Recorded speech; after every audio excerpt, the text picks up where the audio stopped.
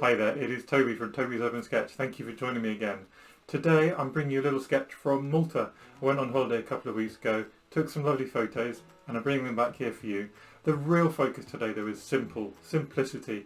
I just wanted to take something which we could just bring back to simple shapes, adding some lovely colours and using some watercolour effects just to bring everything to life and make it really interesting despite how easy it is. So that is what today is all about. Hello everyone, this is Toby from Toby's Urban Sketch, and today is all about doing something really simple, quick, easy, simple sketching. We'll be using one pen. I'm going to be using a fude pen, which is a fine pen which has got a nib which lets you change your diameter of your lines with a bit of pressure, but you could just as well use a normal fine liner. Using my normal set of watercolours and just one size 10 brush. And this is an A5 bit of watercolour paper. The scene is up here, and it's a photo I took in the south of Malta a couple of weeks ago, and I think hopefully you can see, and the link also is up in the description, but the thing which drew me to this is obviously these coloured doors, all these different colours of doors at the bottom. So how can we just have fun with this, do something really simple and end up with a nice sketch as a result? Well, let's just start by deciding how big are we going to make this. I think we're going to focus on this building with the lovely doors, so we'll pop it maybe this big. We can even use a pen or two to map it out. It's going to be something like that with a little bit of perspective. So the perspective here is making the bottom and top of the building slope away from us, so we're going to have a vanishing point way over that way, and the longest side is going to be here because that's the closest side to us. So if we start by mapping in that building with our sketch, we can then decide how much we're going to keep and how much we're going to leave out. And having it mapped out with those pens can be quite helpful because it really lets you visualize things. So let's just go for it. So nice big lines, a couple of little random squiggles is fine. Going up and down just to accentuate that line, and then we'll pop away there and just finish off the shape. So we just got a little rectangle there. Simple. The edge of the building is just visible here and curves away very sharply. So if we just add a little bit of up and down here again, we've now got the edge of our building, and all we've done is a little rectangle to the side. Do you see how these wiggles and things have just disappeared? Don't worry about little wiggles as you're doing your pen. I'd encourage you just to go straight for it with pen rather than pencil, just because you learn to understand these wiggles add, they don't take away. If you do pencil first and then you go for your pen, you'll probably never get these random wiggles, and you'll never learn how to cope with them and how to actually make them enhance.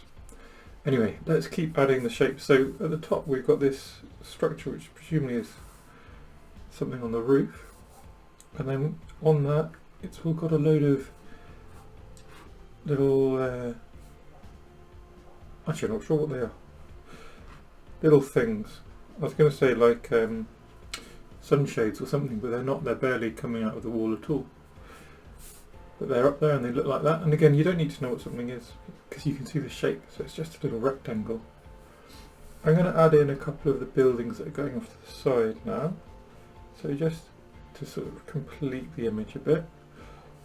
And again, we're just looking at shapes and where they intersect. So you can see this comes into the top of this building here, and then it slopes down so that it just touches beyond this corner. So that's a way that you can get accuracy without having to be super brilliant or having to measure loads. You just look at where things intersect other objects.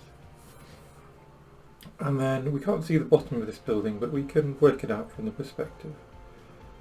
Okay, and then we've got these doors. So there are 6 doors, and they're sort of fairly randomly spaced. So we can just go for it and use the references to give us an idea of where they're going to be. They're also slightly different sizes, so we don't need to worry about them being different sizes on our image. This green one is a bit bigger, as is this last one. So there we go. There's our 6 doors, and above each of those doors, except the blue one, is a window. So let's just pop the window in. Again, these are all just shapes. So we're just working out the shapes, working out the approximate positions of them, and then popping them in. And then what's next? We've got, each of them has got a balcony. So let's do the rectangle of each balcony first, which is the edge facing us.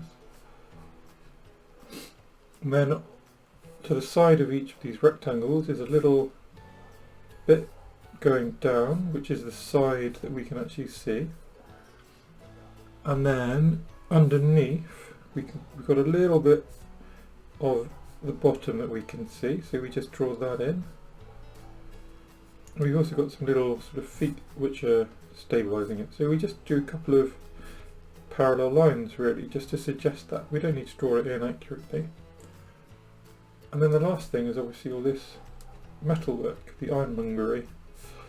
We can just start by some vertical lines, and they don't all have to be the same height. Try and make them approximately the same height, but also try and get some of that ruggedness in.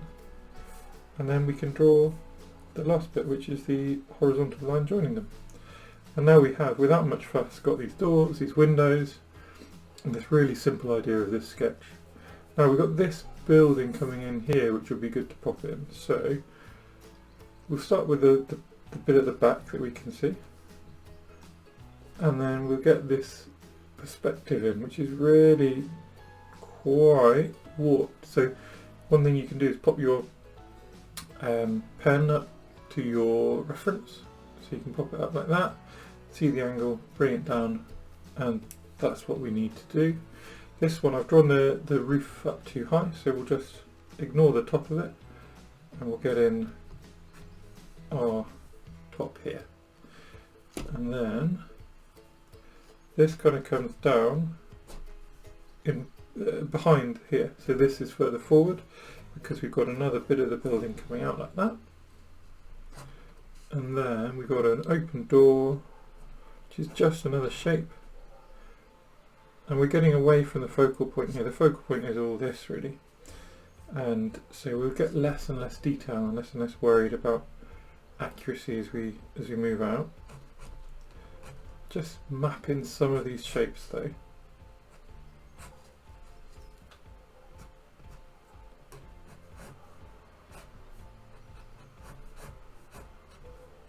Okay. And then we've got some other sort of doorways and things. We can just get in approximately the right place. And really they're just dark silhouettes at this point. So we can just use some bold lines like this to suggest them. And what else do we want to add in? We've got all these lovely plants at the front, so why don't we get these in?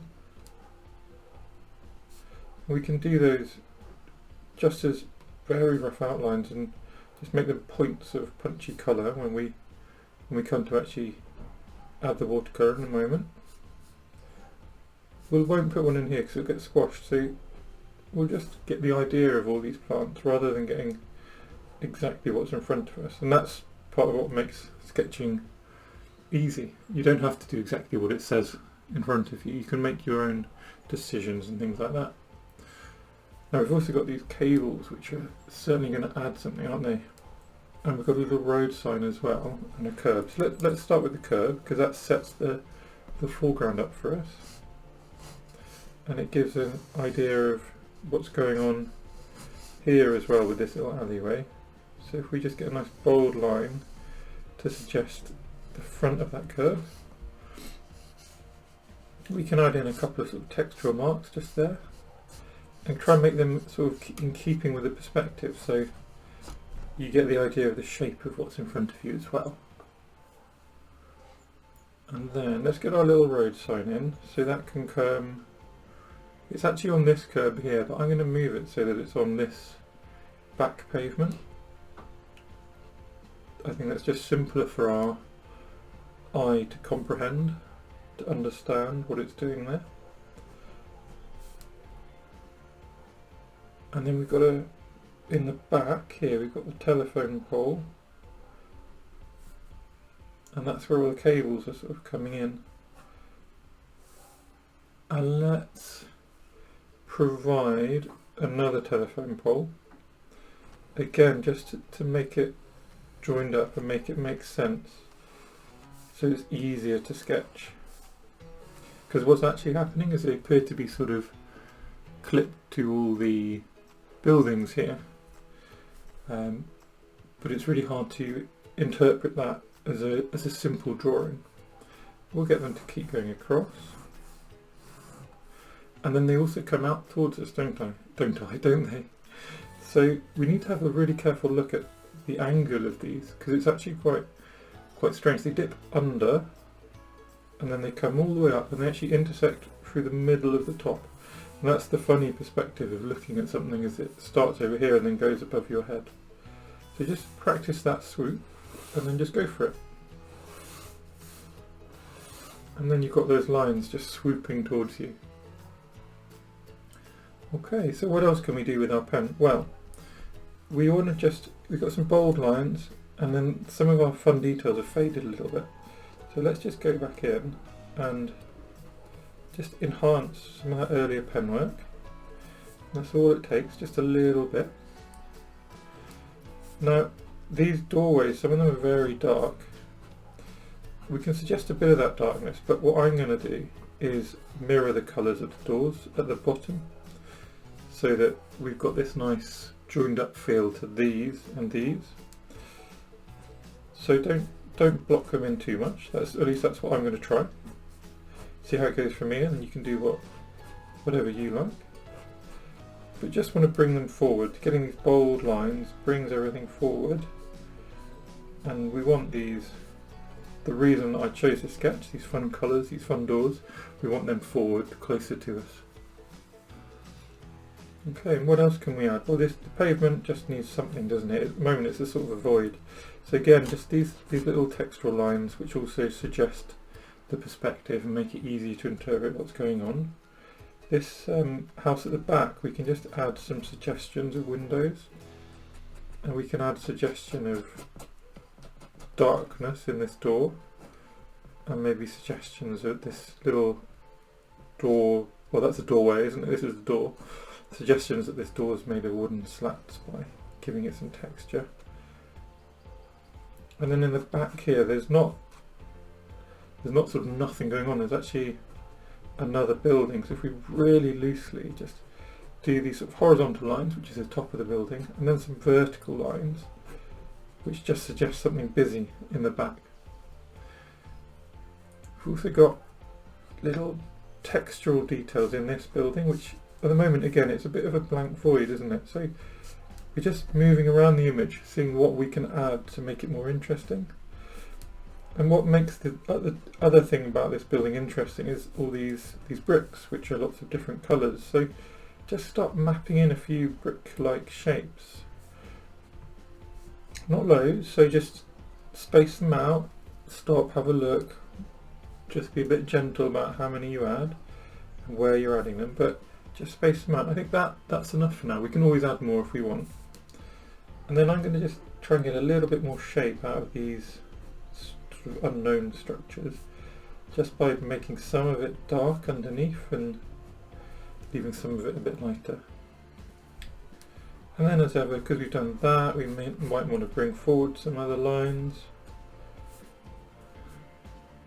And then we might want to add some features to our doors as well. So some of them are single doors and some of them are double doors.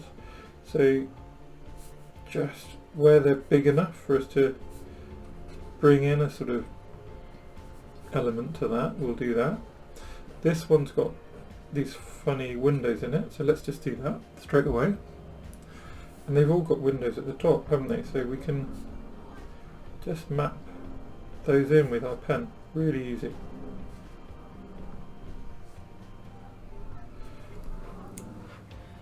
And already this sketch has sort of come to life. It's really simple processes, just shapes, textures, a little bit of perspective and practice and looking at how things intersect. But it's really come to life and quite an interesting scene.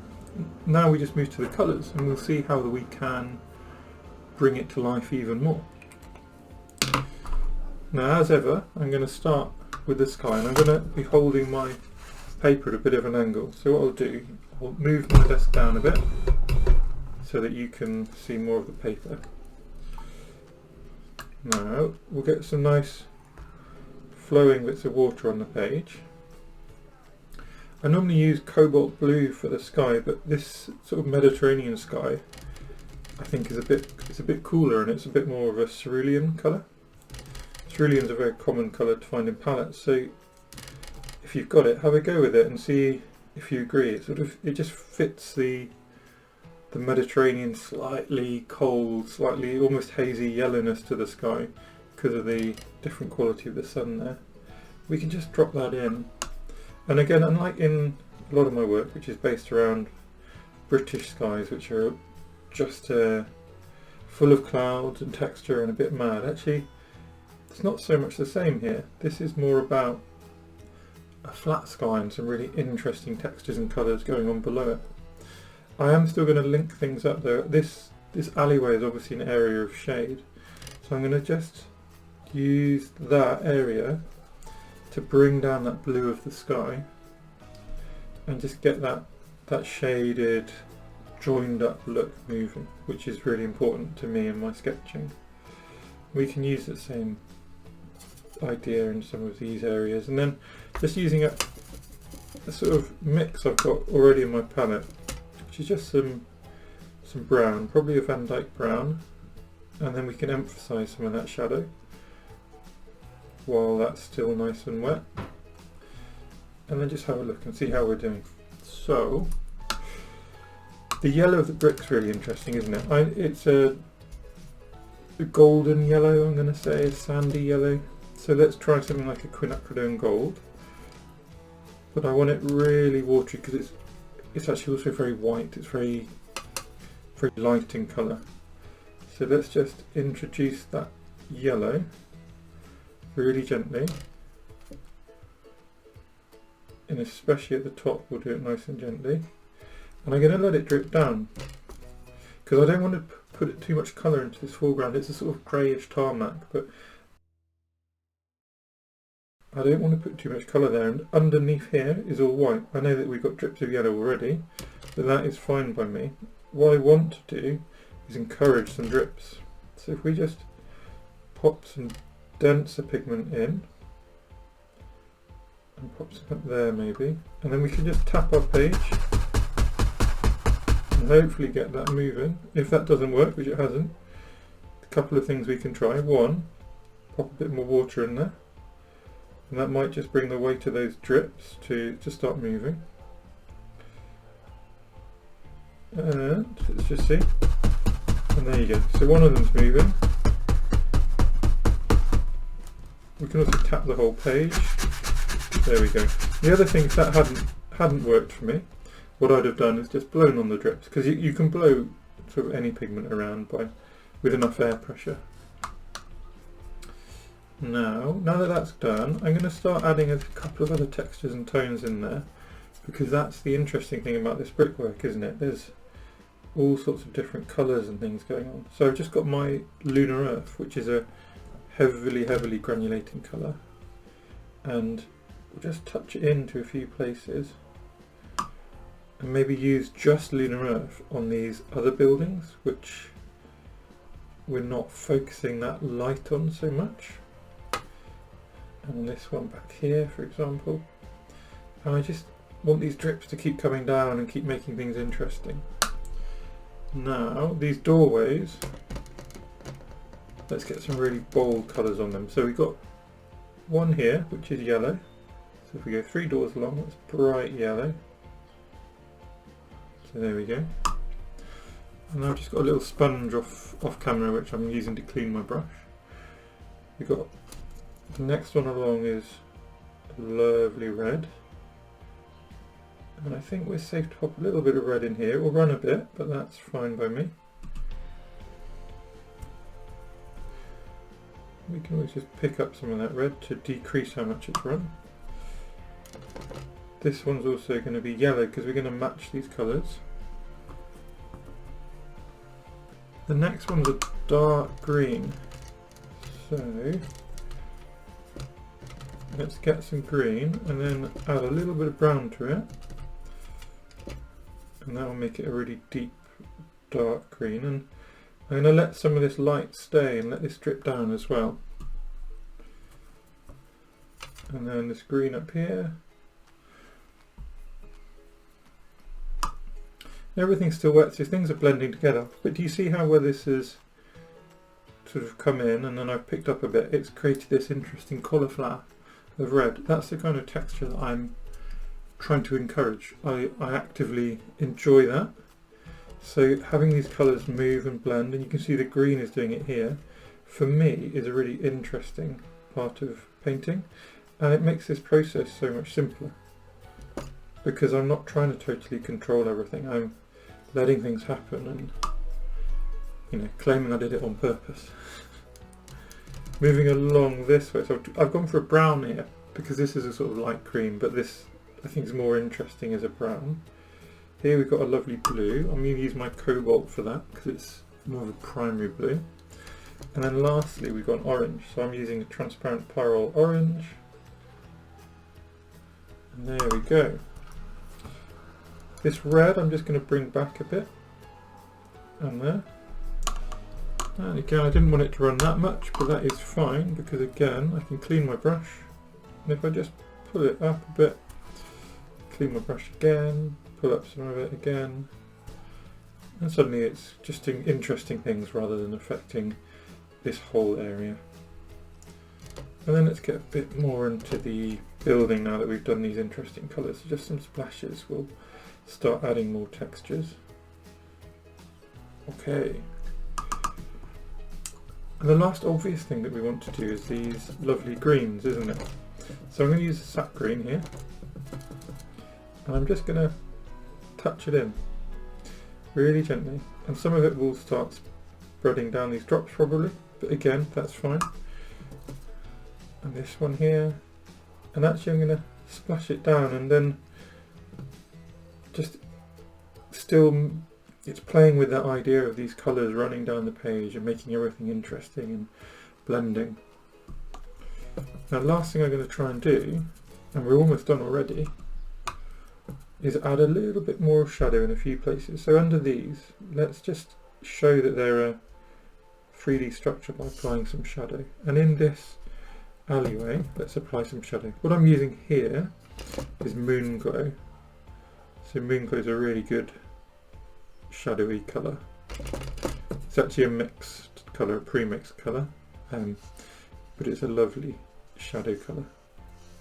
And we can apply it to these sides as well, and then we can also just gently introduce it under these areas and into this doorway, and just touch it into these doors. And there we go. I would say that that is all done.